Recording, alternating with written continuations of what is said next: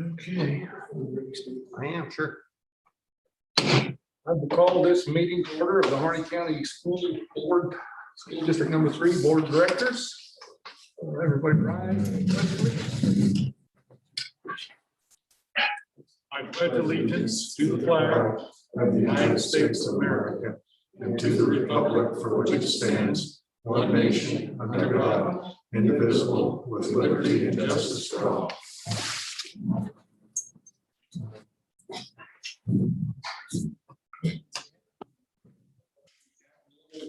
Signed up for public comments. House here.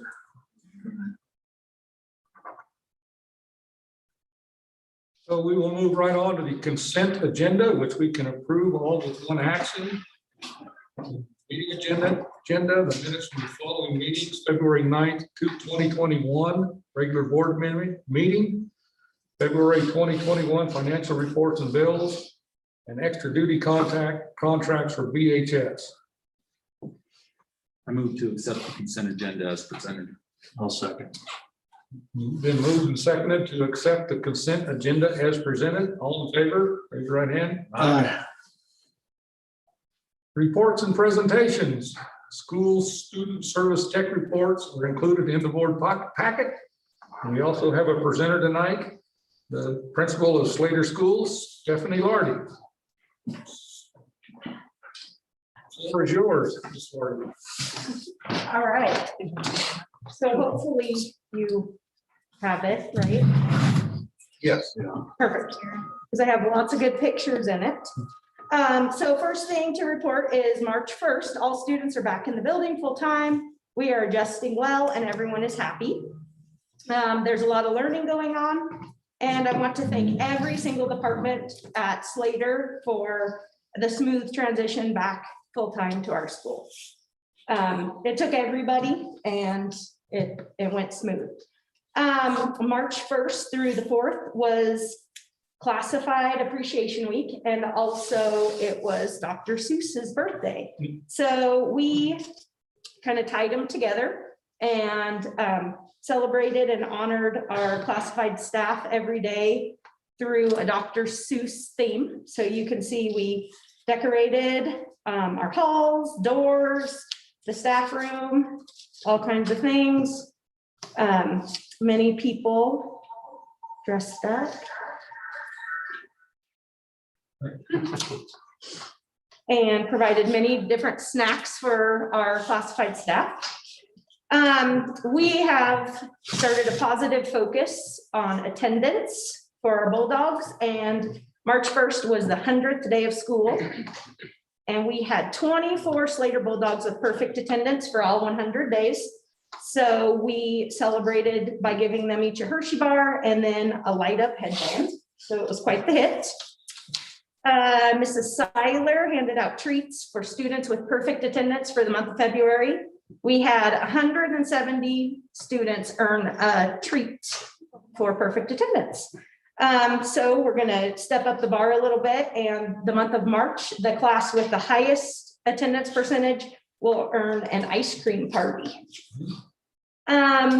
We want to thank the Burns Elks Lodge. They sponsored an eye prevention poster contest for our 4th and 5th graders. And we had 3 winners. So first place was Coulter Handley. Second place was Allison Hart. And third place was Araya Miller. And a couple of the representatives from the Elks came in, and we did kind of a makeshift little celebration for them, and presented them with their awards. They each got cash, so it was a good deal. So iReady data. So what I have here is I have the beginning of the year diagnostic results, and I compared them to the mid-year diagnostic results that we just completed. And in conclusion, you can see that we have a decrease.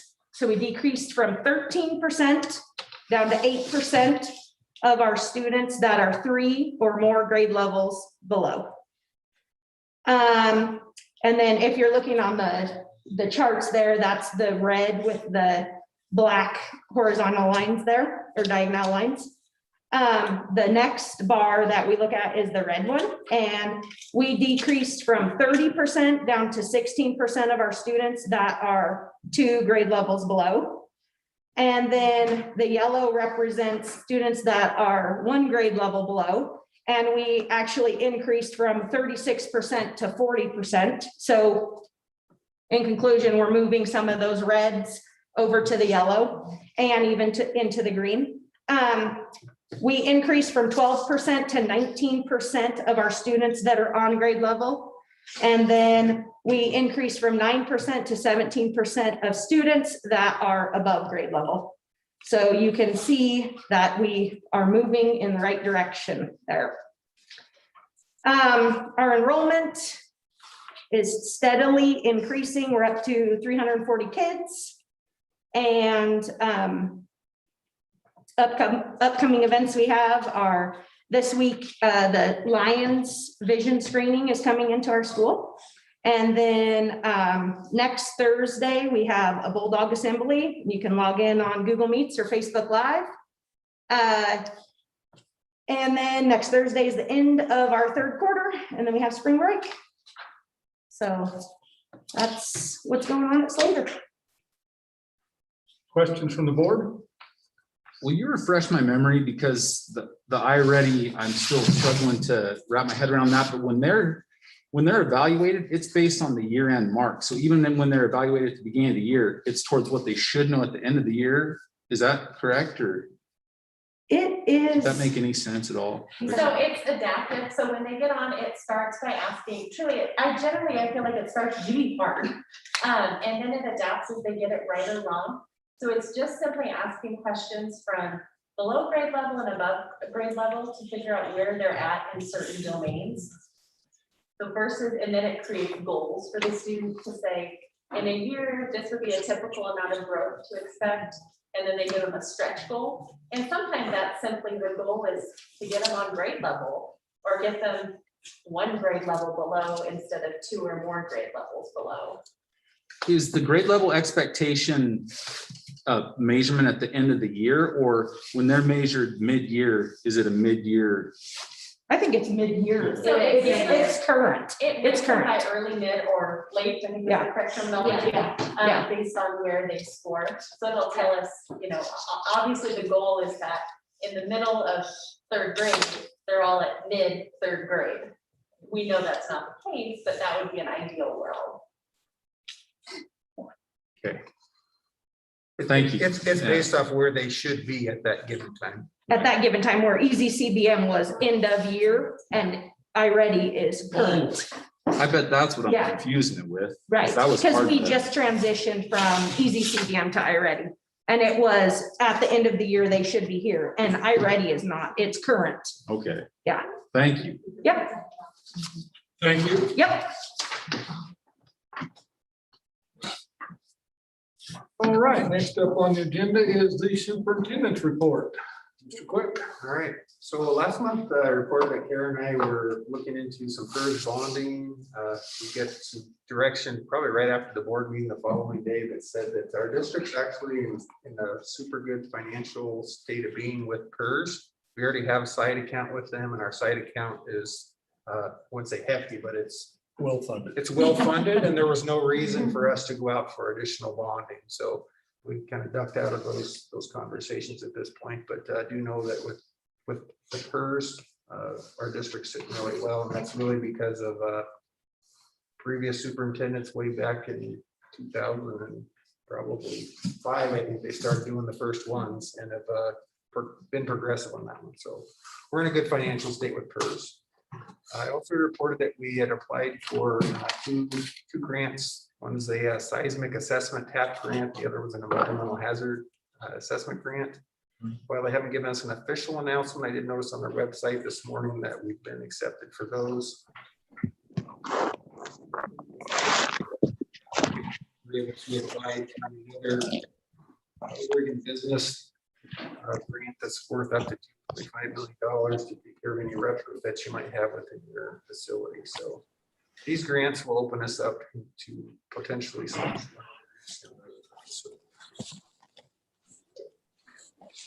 I also attended the statewide leadership meeting today with other superintendents. Lots of questions out there with new government, with the new governor coming out with some announcements. I'll kind of try to recap it, kind of hard to recap the whole thing, but ultimately they have a new Ready School Safe Learners document that's set to be released by March 19th. Of course, I don't think they really think these things through completely because probably 90% of the state will be going to spring break on that date. So Colt Gill is pushing for them to get that out earlier, but ultimately they're looking at some changes, especially in the areas of screening kids coming into school, physical distancing. They talked about perhaps reducing it down to 3 feet in some areas from 6. They talked about changing what the cohorts look like. So if they change it from 3 feet, our cohorting will probably look a little bit different as well. But overall, they're looking at making some changes to that document. They're also looking to change for the fall. And really the indication that we got was that the state is looking to make school in the fall look more, that Ready Schools document to look more as suggestions without so many requirements. Right now, I think there are over 160 required pieces of that document. And I think the hope is that we can make more local decisions based off our local needs. And so that's the hope and goal anyway. I don't know if that'll be a reality, but that's at least the way they're talking right now. Oregon did put in for a waiver for assessments this spring. While the Department of Ed at the national level, they haven't given a blanket approval for that. They are still considering Oregon's request. So as of right now, the accountability piece of it, they say is waived. But the requirement to do the assessments at this point has not been approved by the Department of Ed of DC. So everybody's kind of hoping that that will take place. You know, in our case, we're in school. We could probably pull off testing. Probably wouldn't be that big of a deal. In a CDL school or a limited in-person instruction school, it would be nearly impossible to do it with fidelity anyway.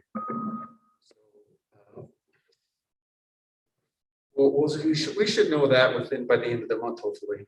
The State Board of Education, they're looking at suspending the kindergarten assessment for this coming fall and probably won't reinstate that until 2020. And they're also, I think they're meeting this week looking to waive the essential skills requirement for this current year's seniors.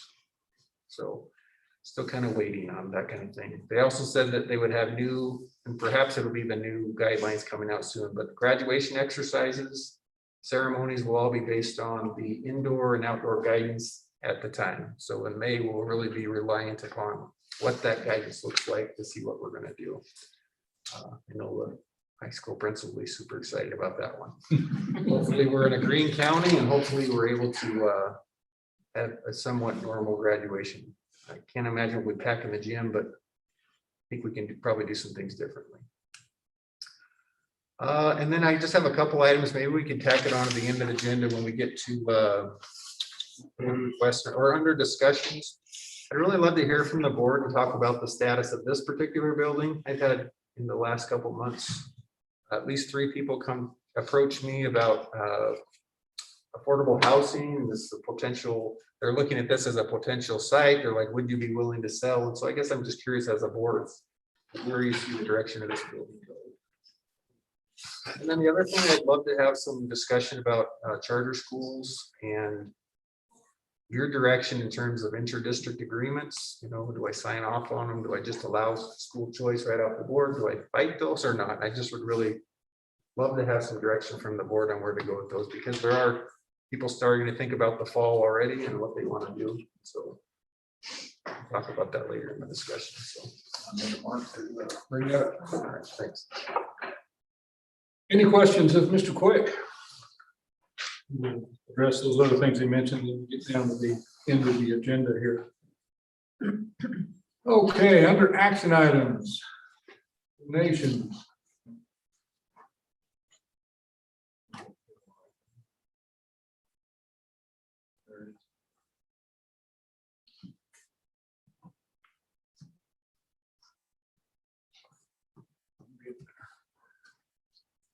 May I read them? Oh, Doug's ready. Go ahead, Doug. All right. From the Senior Center Food Bank, food services for the district, 10 cases of orange juice with 70-ounce or 74-ounce cartons in there. From Sean Harrell, BHS Wood Shop, a 1967 model Power Magic 8-inch jointer valued at $150. From Sean Harrell, the BHS Wood Shop, Powermatic model number 60 joiner valued at $150.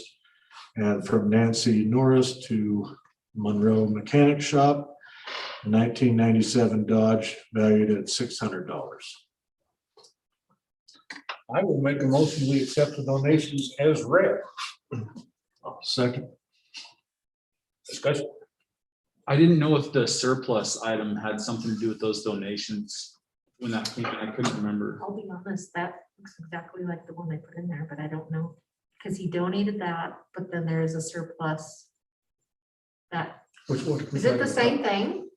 I don't know anything about the donation piece. so Okay. sorry. You're talking about which item that you think was a, There's a surplus item that's the same as that.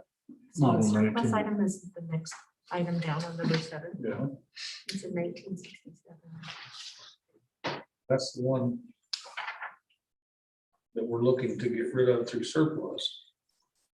Maybe it's not supposed to be a donation. It's supposed to be- I would say it's probably supposed to be surplus, not donation.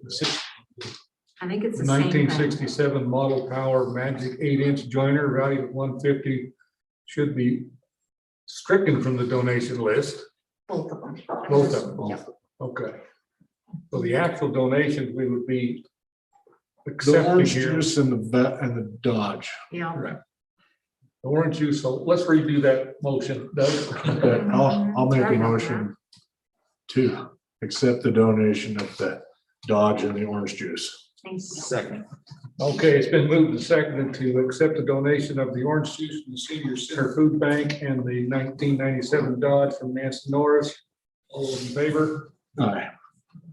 All right. we got that straight. That's all right.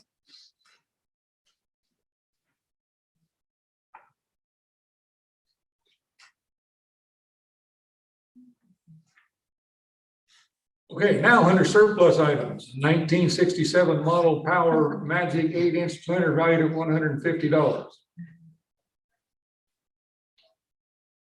And I can't remember how we do the surplus deal, but you guys at the district office handle that, and just put it in paper or whatever we do.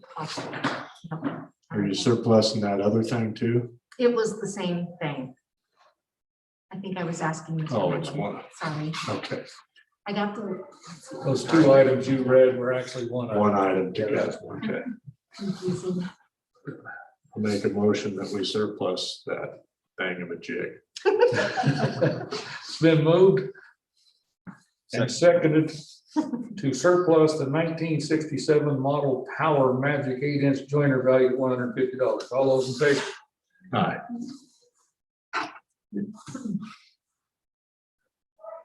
Okay, now we're coming up on solutions, CPA, audit contract and engagement letter. You guys all read them? It's our contract with people who perform our audit every year. This would be a proposal for the next audit that's coming up. Right, for next, that we probably get next winter. Yep. We just did it 2 weeks or 2 months ago.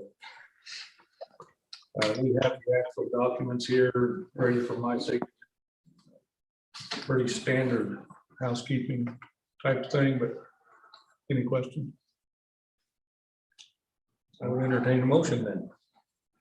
Move to accept the audit contract from Solution CPA PC. Second. Been moved and seconded to accept the Solution CPA audit contract and engagement letter. All in favor, raise your right hand. Aye. Motion carried. Waive participation support fees for 2021 school year.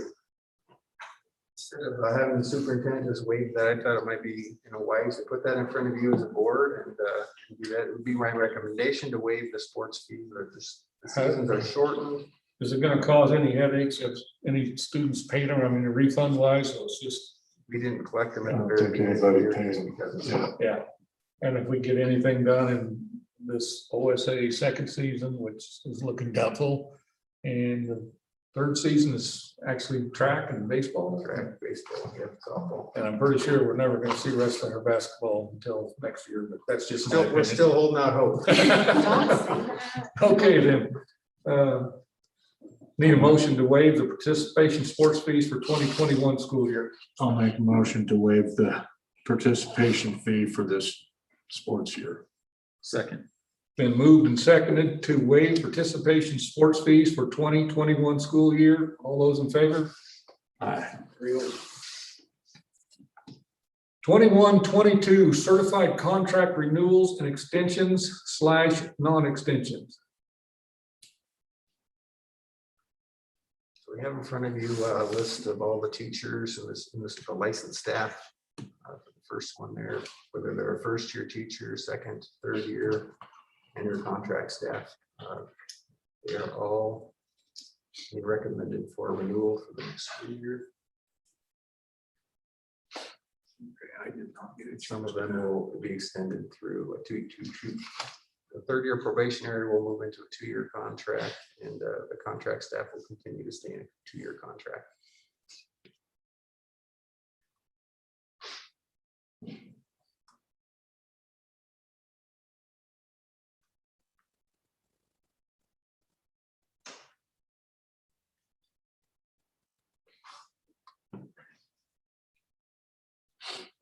Fine to me.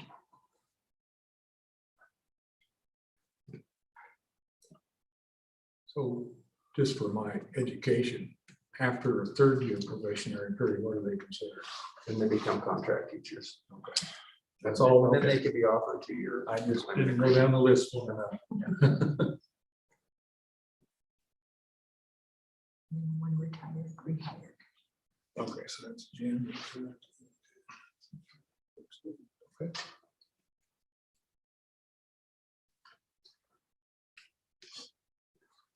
Anybody want to make a motion to accept the certified contract renewals, extensions / non-extensions as presented? Yeah. Just what you said. Doug said. Second. We have a second from Rob. Been moved and seconded to accept the 21-22 certified contract renewals and extensions, non-extensions as presented. All those in favor? Aye. Thank you. Get another page. Nolan forgot to tell me to check my computer.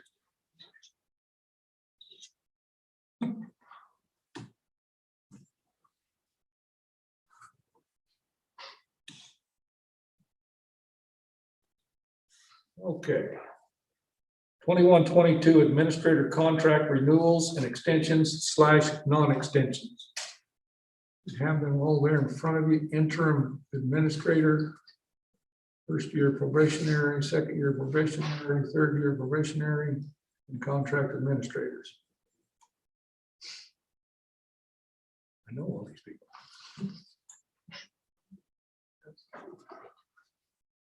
Okay, if you'll notice, just point out to me on the interim administrator is a yearly 21-22. First year probationary is yearly 21-22. Second year probationary is a yearly at 21-22. And the third year probationary is 21-24. And the contract administrator is also 21-24, just in case someone else didn't notice that, and Brenda pointed out to me, so. I move to accept the 21-22 administrator contract renewals and extensions. I'll second. Been moved and seconded to accept the 21-22 administrator contract renewals and extensions. All those in favor? Aye.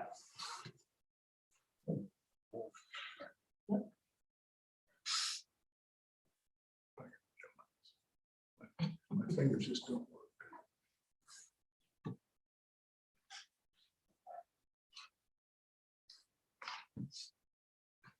Okay, 21-22 academic calendar. All right, But but there should be an asterisk on this about COVID or. We're not jinxing it like that, and saying this is the way it's gonna happen. So we did several surveys with parents and staff. Had a calendar committee that met and talked about it a couple different times. And then we came up with this particular calendar.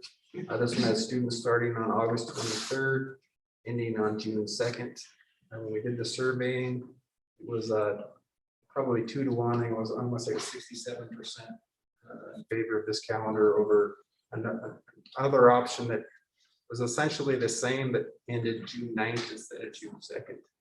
People wanted to do, this one particular one has 3 Friday contact days with students, and it doesn't have President's Day. So with those 4 days on this particular calendar, we're able to get out to June 2nd.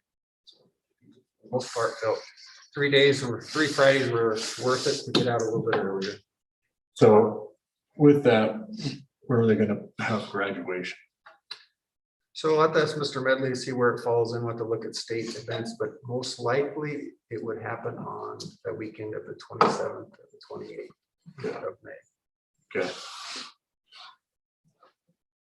So it does include a full day for the day before Thanksgiving for travel purposes, which is nice. That, you know, people overwhelmingly wanted to make sure we kept 2 weeks at Christmas. With having that Friday off, it's over 2 weeks. It's a nice break. Well, I think that extra day of Thanksgiving, 24th, assuming that we continue on our COVID recovery, that people are gonna want to hit the road and visit some family and friends. So that's a good idea. Okay, I'll make a motion to accept the 21-22 school calendar. been moved and seconded to accept the 21-22 academic calendar. All those in favor? Aye. Number 13, personnel. Let's see. We got Maggie Thompson, K-12 school counselor, temporary contract, which I assume covers what's going on right now, and the 21-22 contract. So I can explain it. Yep. So this is one that we're super excited. We've been out of compliance with Division 22 for years because we haven't had a K-12 counselor. She's finishing up her programs. We're able to get her a restricted license. I think she should be done by December anyway, but we're trying to get her hired June 1st to not only work with our kids in the summer, but also to allow her to put together a K-12 comprehensive counseling plan so we can start the fall ready to go rather than have her start in the fall and then create a plan. So the temporary part's just for that month of June. So the temporary one, we're really throughout the summer, we designed it such that she'll work most of the summer, but also give her some time off so she keeps some sanity in there as well. Because she is going to end the school year here with us in cemetery care at the end of May and just jump right into it. So we have a few days off for her, but super excited to have her accept the position. All right. Not so excited about That's next. she's the one that we hired at a Portland job fair. It come from Virginia, and it's made a huge impact for us. And so she's just, Adam, she's going to take care of grandkids back in Virginia. And so she's sad to go, but anxious to hang out with her family, you know. We can do those, Brent says we can do those two together, the contract for Maggie Thompson as K-12 school counselor and the resignation of Adrian Quigley, BHS ELA teacher. Move to accept the new hires and resignations as presented. Second. Been moved and seconded to accept the new hire and the resignation as presented. All those in favor? Aye.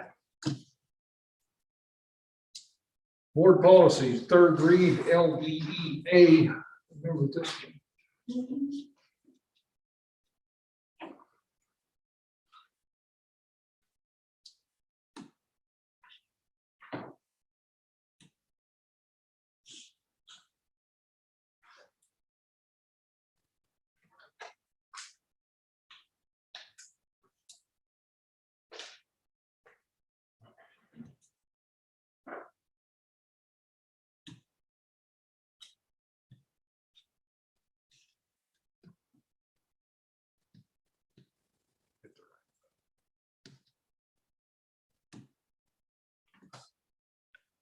Okay, LBEA.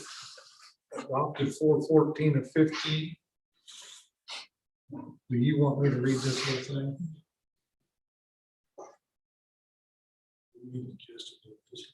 We're gonna adopt this new, is that what we're doing? So I think the change that OSBA sent just had to do with the notification to parents. But I know as a board, you guys have a discussion, and maybe this was, instead of doing it at the end, this is the perfect time to discuss, what you think about this particular policy. I can tell you as a superintendent, it really comes down to your philosophy as a board in terms of school choice. Do you want me to say no to parents that want to take their kids to an online virtual school? If we meet that threshold, can we hold them or not? And so I can tell you from my experience, people don't like to be told no, right? I mean, it's a school choice flat out. So I don't make any fans for the school district by saying no, for sure. What I think we will do for next year is we're talking to Megan Hunter about this is finding a K-8 teacher that can offer our own program essentially that's online. So we at least have an option for people, but maybe not force them into it. Create a good plan that they would want to come to, and it might take some time to build, but Well, basically, right now, you are instructed that after we get a certain number of transfers, to say no. right. I'm just saying, people Well, don't like it. well, I and get just it. based on what little bit I know, I wouldn't like it No, either. I agree. My concern with this is, I'm all for school choice. And I think parents usually know best where their kid's gonna fit and everything, but a lot of times they game the system too. And I know that, if a kid's failing a class and wants to play sports, for instance, and because of our policy, he doesn't get to, or he has to make this grade up and he misses a few games or half a season or whatever, then they want to jump to go to Crane. So if it's those kind of situations, then I say, no, we're not going to allow that kind of stuff to happen. And I've seen that, Yeah, I've seen it for years. yeah. So, as far as your number and meeting that, and if I would say on a case by case, you could find out real quick why this student is wanting to transfer.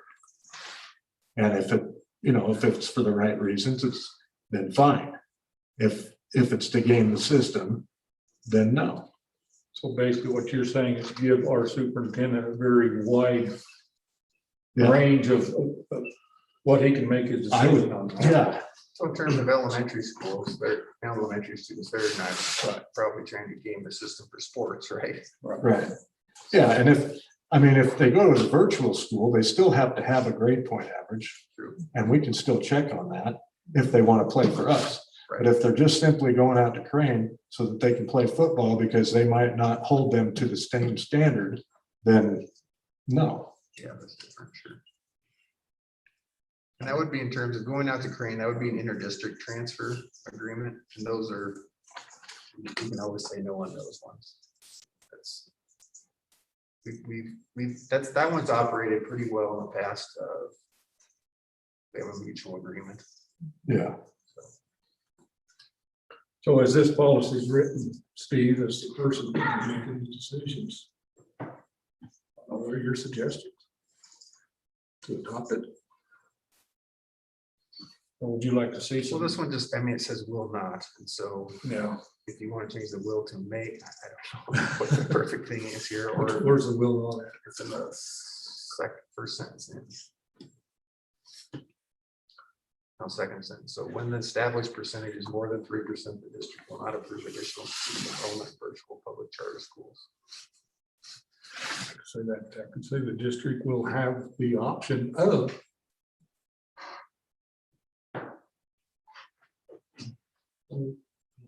Correct wording is, but I think That's. will not just pretty much locks him into a decision. I think everybody should have a choice. You should have a choice based on the circumstances that you can find. Would you weigh in, please? I believe very strongly in free choice education. No ifs, ands, or buts. I want people to choose our educational organization because of the quality, not because the state says that we can deny some. Mhm. And we've talked about, we don't want back and forth people for sports or whatever reason, jumping back and forth because it's disrupted their education and our whole school system. And so what we do to mitigate that, I think we need to look at our policies. I'm not sure about ours, but I was under the impression that Crane from years ago, they had some policies that would keep student athletes from jumping back and forth like that. They wouldn't be eligible for a sport. And I don't know, but if we did decide to open up free choice education, I think we would want to look at our policies to make sure we don't have kids jumping back and forth just to avoid a GPA requirement. I also, we could repeal this and just have free choice.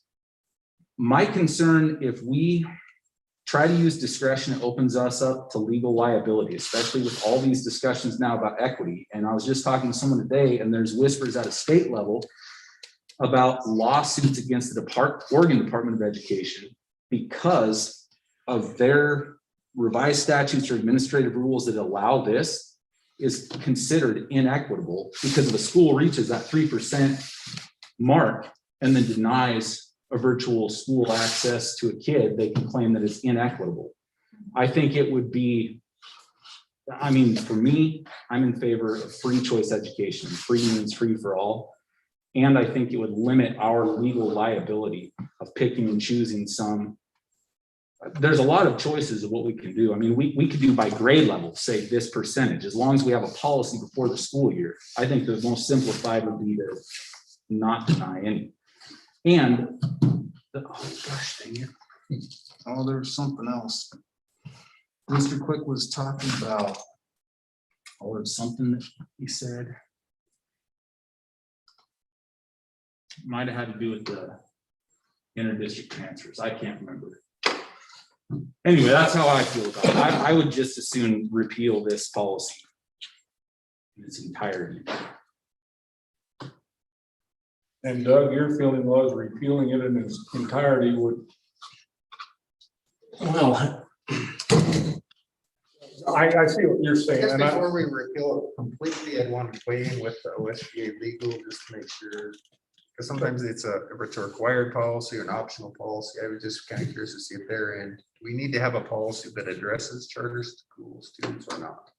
and like I say, I don't not understand. I understand it, but I don't see.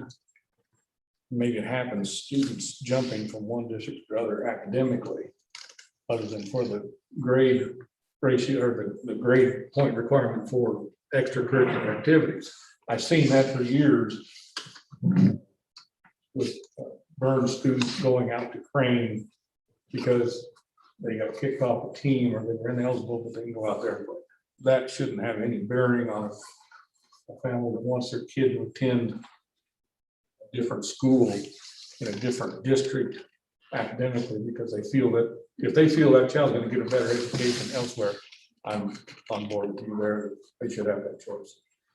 So maybe that's the best thing is to Probably that gray area for me, and I know teachers see it all the time, is it's not those parents that they start off with online and they're super supportive of their kids and they're working with them. Those usually aren't the parents that we have the major problems with. It's the ones that they're already having attendance issues. We're sending them to court. Now all of a sudden they're like, oh, now I'm going to leave your district because you're holding me accountable. So they send them to charter school. Well, at the charter school, they hold them accountable as well. And so when they don't do work, they just kick them out. They're like, sorry, you need to leave. They send it back to us. And now they've gone weeks, sometimes months without going to school. And so we're just kind of left holding the bag. So it gets a little frustrating sometimes when people game the system. And the kids are the ones that pay the price on that one. Sometimes it's no fault of their own, especially at the elementary level. That was the other thing I thought of is one of the requirements if you are going to deny access or deny a transfer to a virtual charter school is you have to have 2 viable online options. And that could be open to interpretation and some legal liability in what we have. And that's why, whether we repeal this or not, I think it's a great idea to have that K-8 deal Mr. Quick was talking about and build an online alternative option. So if students want to stay in the district but have a different avenue for the education, either way, I think we have to do that. We need to do that. But it would remove the legal liability if we didn't have a policy like this. Someone can say, well, you know, hybrid doesn't count as online option. Okay, well, I would suggest we table this matter. while I you can bring check it back the next with meeting. OSBA. It's not a problem. Sounds like the three of us, and now we're missing two board members, are pretty much on the same page. But I'm all in favor of just table it, let Steve get with the Oregon School Board Association and get some guidance there. And we'll take it up in the April, you get something by April, you think? Yeah, oh yeah. Okay, we'll table this till the April, what is that? 11th?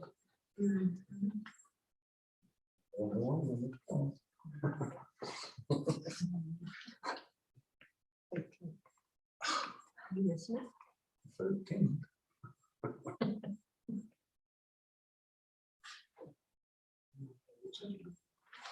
You can always zoom in. I gotta check my schedule. Okay, we have tabled that matter until later. Yeah, I can zoom in, yeah, I got that capability. Just gotta take Brenda to Hawaii with me. You're gonna zoom in from Hawaii? I don't know if we will. Man, I don't know if we recommend it. Yeah. I don't want to see what you're wearing. Head up. All right, so have we covered those two items you wanted to do? So the next one would be discuss, is just this building in general. Okay. What your thoughts and feelings are. I know when you start talking about, you know. Yep, well, You're closing a school would be one thing, but to close a building that already doesn't have a lot of students in it. might be well, I've had, not several, I just had a few people since our failure at the polls. They said, well, what is the sense in keeping Slater open? And first of all, I have no idea how many people work in this building. Lincoln, sorry, not Slater. Scaring them. Pistol come out of her. Find a new job. But if there is any kind of someone sniffing around that could purchase this, what kind of space does this district office need? And do we have that space available in one of our other buildings? You'd say even if you didn't have the space in another building, if you put, you know, Couple bought a of house or modular or something, you know, if you use the proceeds from this building, you get more than enough to pay for a separate. But without getting any other facts, my opinion would be begin the process of finding what the district needs as far as building, classrooms, whatever. If it's gonna be a modular building, find out if we got a place to put it. If it's gonna, you know, finding a house that we can buy to house that would be or renting an office downtown. Well, I know the expenses of keeping this building going. Go ahead. the only thing that's ever been an issue with keeping this open is having the gym. Right. And I know that, you know, I don't know how Ms. Tooley is able to juggle all the events. Have we been using this gym for basketball games and? Well, we don't use it for any games or contests. We don't have to, because the floor is amazing. But it has been really nice to use for wrestling, especially the middle school. And middle school uses it for volleyball, basketball a little bit, but again, the court isn't too super when you're on it. Wrestling is probably the best thing that it's used for. So that's always been the issue, Yeah. Well, yeah, without a doubt. having gym space. Comments? I agree with what you guys said. We had this discussion a while back because this building's kind of a liability. We talked about the possibility of donating, but with the housing situation as it is, if we could see a profit off it. But we've also talked about, that was one of the things with the bond, was not losing gym space. Right. But I think, well, exactly what you said, I think we need to find out what we need for space for the district office operations. And definitely see if there's any serious fires. Yeah. I would think if between Steve and Brenda, if you could just come up with a square footage you might need, how many offices you might need. I think between that and really, depending on what you get from the lot, I mean, it's an entire city block here with the Yep, building on yeah. it. And so I think it would fetch a decent price on the open market. And I think with the proceeds, maybe you do build a small rescue room somewhere that. Yeah. It looks like right now the boiler is on its last leg. Yeah. Waits like, I don't know if it's gonna make it. Then I don't know if we need a vote on this. You got a consensus to begin the process of what we need to do, and I would have a goal of at least nothing else, boarding this place up for the start of next school year. But I don't know if that's feasible. I don't think you get any pushback from Dan or Nancy on exploring the possibilities of vacating the premises. Do some exploration and report back next month. Good. Thanks. All right. Board requests and reports. Nope, discussions or new, we just handled that. Board request or report. Don't tell me to put my glasses back on. Anything, guys? Favorite word here. Executive session. Well, we are going to move into executive session at this point. And no decision will be made in there, but you're all welcome to hang around and watch us adjourn this meeting when we get back.